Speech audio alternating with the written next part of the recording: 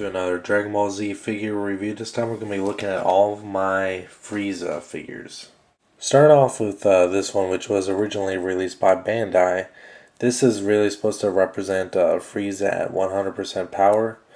You can see it's a little bit, it's a short, but it's a little bit stocky. The muscles are built up. You can see the veins popping out of his chest, which look more like nipples crossed out. And his legs and his arms here, and his eyes are a little cross-eyed. You can see actually underneath the eyes, I actually tried to take a black marker and just make it more presentable. But not sure why I did that.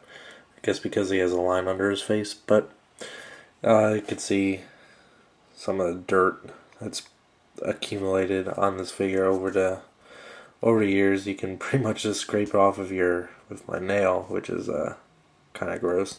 But I think I got like 7 figures at one time. This was one of the first ones I ever got, and it just kind of grew from there. It was actually a re-release of a European figure, which is a lot taller than the other one, but it's still the same idea, as the veins popping out of his arms and legs. Doesn't have the nipple ones though. These figures were known for just a slightly better articulation that's usually in the head. They were originally European, but Bandai did re-release them in the US. And stiff arm articulation. Not a huge fan of this Frieza figure, just because he should be small and a little bit more threatening. This one's face is almost cuddly, as you can see here. It's not very intimidating. The next Frieza figure that was released was actually his second form, which was one of the favorites instantly, just because Frieza's second form is just awesome, period. And this one is pretty good. It is a little small. I wish it would have been bigger. It should be like, I don't know, maybe just a couple inches bigger, because they can make figures that big. They've done them before. Just this one's a little bit on the short side in comparison, anyway. No ankle articulation. The textures on the rest of the body are pretty good. You can see some dirt and some stains have built up on this figure, especially on the white parts. Maybe just starting to yellow a little bit, just because of plastic. I'm not sure. And nothing else really to it. The face is alright. Nothing too special.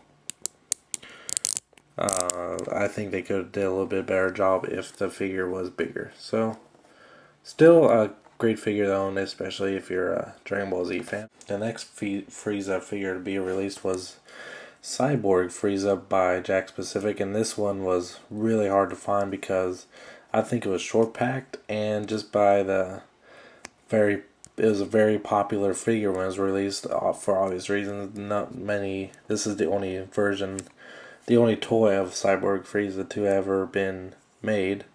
See, and it just detail on it's just really nice, especially for Jakks specific standard Dragon Ball Z figures. Just the paint they put on certain parts of it just really make it look like a really nice looking metal. It's just a really soft plastic. It's just very convincing. They did there in the scar on the chest there and on the face, down to the ankles here. Just a really nice job on this figure. And this figure was retooled into this one, which you can see is based on the same mold.